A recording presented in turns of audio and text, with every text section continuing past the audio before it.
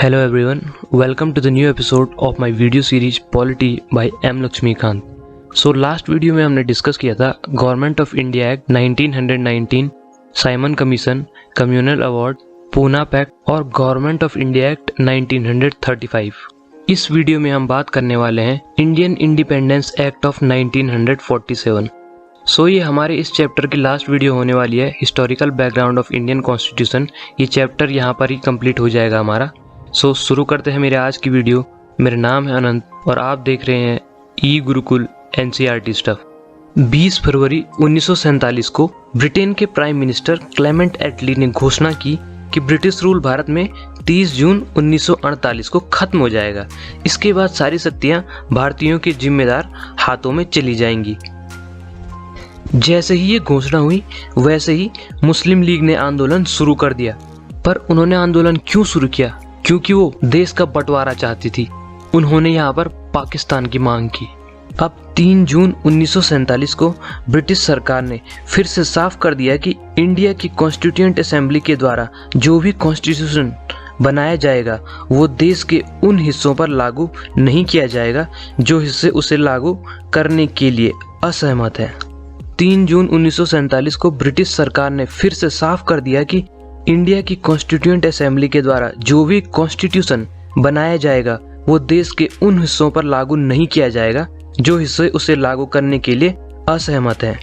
उसी दिन 3 जून 1947 को लॉर्ड माउंटबेटन, जो कि भारत के वॉइसरॉय थे, पार्टीशन प्लान लेके आए।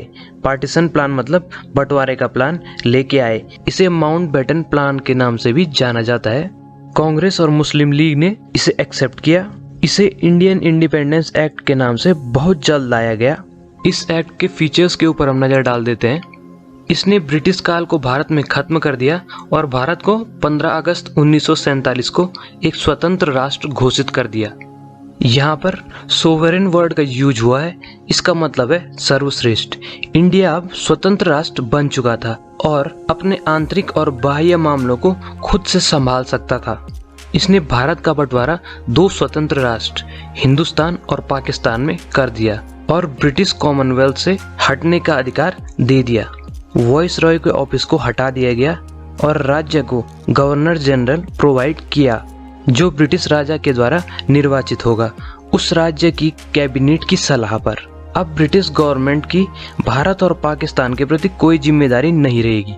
इसने दोनों देशों की कॉन्स्टिट्यूएंट असेंबली को पावर्स दे दी कि वो अपने देश के लिए किसी भी संविधान को बना सकती हैं और अडॉप्ट कर सकती हैं और ब्रिटिश पार्लियामेंट की किसी भी एक्ट को तोड़ सकती हैं। सो यहाँ पर इंडियन इंडिपेंडेंस एक्ट को भी शामिल किया गया था।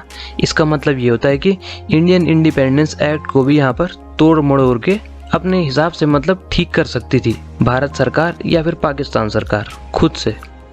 इसने दोनों देशों की कॉन्स्टिट्यूएंट असेंबली को पावर्स दी कि जब तक कॉन्स्टिट्यूशन बन के तैयार नहीं हो जाता है तब तक अपने अपने देशों के लिए रूल रेगुलेशन बनाए और लागू करे। अब 15 अगस्त 1947 के बाद ब्रिटिश पार्लियामेंट से कोई भी ऐसा एक्ट पास नहीं हुआ जो कि भारत और पाकिस्तान पर लागू हो सके।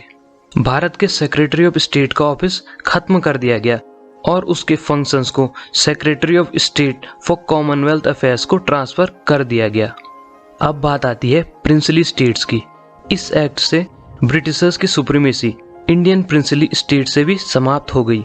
उनके ट्राइबल एरिया से जितने भी ट्रीटी रिलेशंस थे वो सब भी समाप्त हो गए। अब प्रिंसली स्टेट्स के पास फ्रीडम थी कि वो या तो इंडिया को ज्वाइन करें या पाकिस्तान को ज्वाइन करें या फिर फ्रीली इंडिपेंडेंट रहे। अब जब तक नया कॉन्स्टिट्यूशन प्रिपेयर नहीं हो जाता तब तक सभी स्टेट्स पर गवर्नमेंट ऑफ इंडिया एक्ट 1935 के अकॉर्डिंग रूल चलेगा।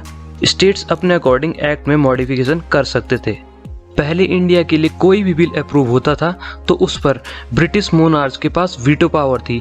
वो उस बिल को अप्रूव या रिजर्व कर सकता था। ये राइट गवर्नर जनरल के पास थी कि वो किसी भी बिल को अप्रूव या रिजर्व कर सकता था। इस एक्ट के बाद ये पावर छिन गई। अब गवर्नर जनरल ऑफ इंडिया और प्रोविंशियल गवर्नर नाम मात्र के लिए हेड बन के रह गए। अब वो जो भी अपने डिसीजंस लेंगे उनको पहले काउंसिल ऑफ मिनिस्टर से एडवाइस लेनी होगी, उसके बाद ही वो डिसीजन दे पाएंगे। एम्परर ऑफ इंडिया का टाइटल छिन गया। कहाँ से? Royal title of the king of England से। इंडिया के लिए सिविल सर्विसेज का अपॉइंटमेंट और पोस्ट का रिजर्वेशन सेक्रेटरी ऑफ स्टेट के द्वारा डिसकंटिन्यू किया गया। अब 15 अगस्त 1947 से पहले जो भी सिविल सर्विसेज अपॉइंट की गई थी वो सारी बेनिफिट को एंजॉय करेंगी जब तक उनका टाइम पीरियड खत्म नहीं हो जाता। अब 14-15 अगस्त 1947 मिडनाइट को ब्रिटिश रूल इंडिया में समाप्त हो गया और इंडिया और पाकिस्तान दो इंडिपेंडेंट कंट्रीज बन के सामने आए। लॉर्ड माउंटबेटन फ्री इंडिया के फर्स्ट गवर्नर जनरल बने। उन्होंने जवाहरलाल नेहरू को प्राइम मिनिस्टर की शपथ दिलाई। इंडियन कॉन्स्टिट्यूएंट असेंबली 1946 को बन गई और इंडियन स्टेट की पार्लियामेंट बनी। अब यहाँ पर जुलाई अगस्त 1946 में कॉन्स्टिट्यूएंट असेंबली के इलेक्शंस हुए थे, तो उसमें जो इंटरिम गवर्नमेंट बन के सामने आई थी उसके बारे में मैं आपको बताता हूँ। सो यहाँ पर इंटरिम गवर्नमेंट में जवाहरलाल नेहरू को एक्सटर्नल अफेयर और कॉमनवेल्थ रिलेशंस की जिम्मेदारी दी गई। सरदार वल्लभ भाई पटेल जी को होम, इंफॉर्मेशन और ब्रॉडकास्टिंग की जिम्मेदारी दी गई। डॉक्टर राजेंद्र प्रसाद को फूड एंड एग्रीकल्चर की जिम्मेदारी दी गई। डॉक्टर जॉन मैथाई को इंडस्ट्रीज और सप्लाईज की जिम्मेदारी दी गई। जगजीवन राम जी को लेबर की जिम्मेदारी दी गई। सरदार बलदेव सिंह को डिफेंस की जिम्मेदारी दी गई। CH भाभा को वर्क्स, माइंस एंड पावर की जिम्मेदारी दी गई। लियाकत अली खान को फाइनेंस की जिम्मेदारी दी गई। अब्दुल रब निकतार को पोस्ट एंड एयर की जिम्मेदारी दी गई। अशरफ अली को रेलवेज और ट्रांसपोर्ट की जिम्मेदारी दी गई। C राजगोपालाचारी को एजुकेशन और आर्ट्स की जिम्मेदारी दी गई। I चुंदरीगर को कॉमर्स की जिम्मेदारी दी गई। गजनाफर अली खान जी को हेल्थ की जिम्मेदारी दी गई। जोगिंदर नाथ मंडल को लॉ की जिम्मेदारी दी गई। अब यहाँ पर जितने भी मेंबर्स इंटरिम गवर्नमेंट में चुन करके आए थे वो सारे के सारे वाइसराय की एग्जीक्यूटिव काउंसिल के मेंबर्स थे। क्योंकि ये इलेक्शन 1946 में हुए थे तो वाइसराय ही उस टाइम पे इंडिया का हेड था। लेकिन यहाँ पर जवाहरलाल नेहरू जी को इस काउंसिल का वाइस प्रेसिडेंट बनाया गया। इसके बाद जब हमारा देश 15 अगस्त 1947 को आज़ाद हो गया तो फर्स्ट जो कैबिनेट बनी उसके बारे में मैं आपको बताता हूँ कि कौन कौन मेंबर्स उसमें थे और किस किस के पास किस किस चीज़ की जिम्मेदारी दी गई थी।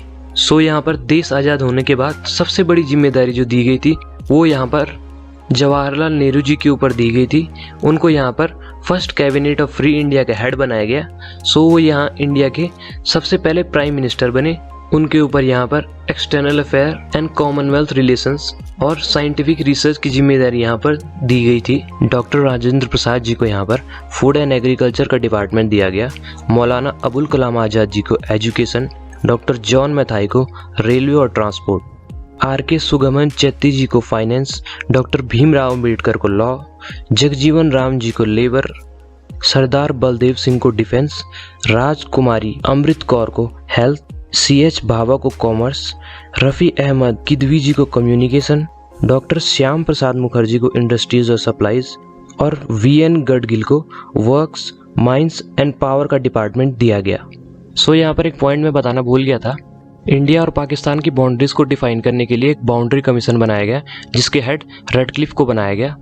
पाकिस्तान में west Punjab, Sindh, Balochistan, east Bengal, north west frontier province और आसाम के डिस्ट्रिक्ट सलिहत को इंक्लूड किया गया। सो गाइज हमारी आज की वीडियो यहीं पर एंड होती है। आई होप आप लोगों को इंडियन इंडिपेंडेंस एक्ट 1947 को समझने में हेल्प हुई होगी। अगर आपको मेरी वीडियोस हेल्पफुल लगती हैं तो प्लीज़ लाइक कीजिए मेरी वीडियोस को, सब्सक्राइब कीजिए मेरे चैनल को और शेयर कीजिए सो दैट कि मुझे भी ग्रो होने में हेल्प हो सके और लोगों को भी टॉपिक को क्लियर समझने में हेल्प हो सके।